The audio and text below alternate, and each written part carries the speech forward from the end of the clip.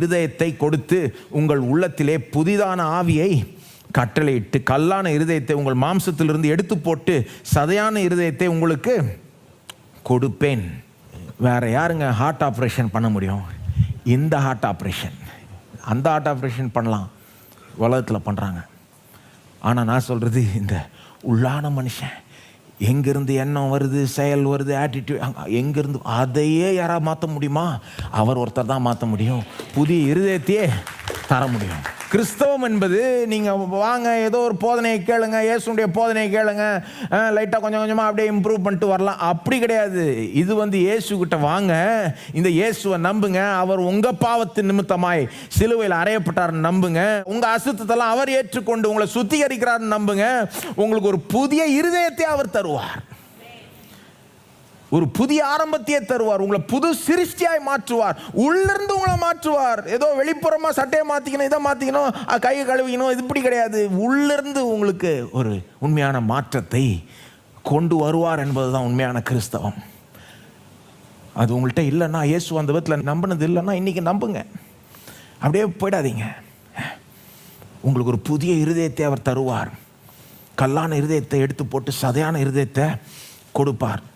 ஆனால் ஒருவேளை நீங்கள் சொல்கிறீங்க, நான் ஏற்கனவே இதெல்லாம் செஞ்சுட்டேங்க, இயேசுவை நம்புகிறேங்க, இன்னும் நம்பிக்கிட்டு இருக்கேங்க, எனக்காக மரிச்சார் நம்புகிறேன், இந்த ரத்தம் என்னை சுத்திகரிக்குதுன்னு நம்புகிறேன், புதிய இருதயத்தை எனக்கு கொடுத்துட்டாருன்னு நம்புகிறேன். ஆனாலும் சில நேரம் இந்த பொல்லாத காரியங்கள்லாம் வருதேங்க, என்னங்க அப்படின்னு நீங்கள் சொன்னீங்கன்னா, நான் என்ன சொல்லுவேன்னா, நீங்கள் பரிசுத்தத்தில் வளர வேண்டாம். அதான் எபிரேயர் 10:14 இல்லையா?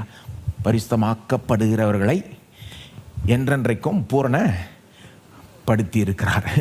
அந்த கண்டினியூஸ் ப்ராசஸை ஃபோக்கஸ் பண்ணோம். இது நான் ஒரு விதத்தில் அவரால் என்றென்றைக்கும் ஏற்றுக்கொள்ளப்படுகிறேன், நீதிமானாய் இருக்கிறான், நான் தொடர்ந்து பரிசுத்தத்தில் வளர்ந்துக்கிட்டே போகணும். அது உங்களை வளர வைப்பார் தேவன்.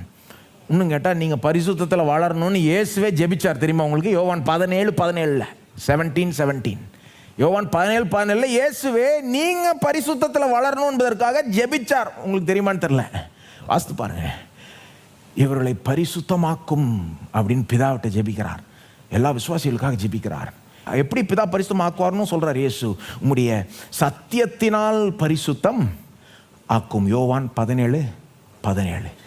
அதே வசனத்தில் சத்தியம் என்னன்னு சொல்றார், உமது வசனமே சத்தியம். என்னன்னு ஜெபிக்கிறார் இயேசு பிதாவிட்ட? எல்லா விசுவாசிகளையும் வசனத்தின் மூலமாய் நீர் பரிசுத்தம் ஆக்கும், பரிசுத்தம் ஆக்கும். நீங்களும் அதை விரும்புங்க, அதை ஜெபியுங்க. அது மட்டும் இல்லை, இந்த வசனத்துக்குள்ள இன்னும் ஆழமாக போங்க. இது போதிக்கிற இந்த கருத்துகள், இந்த சத்தியங்களை எடுத்துக்கொள்ளுங்க. எப்படி பரிசுத்தத்தில் வளர்றது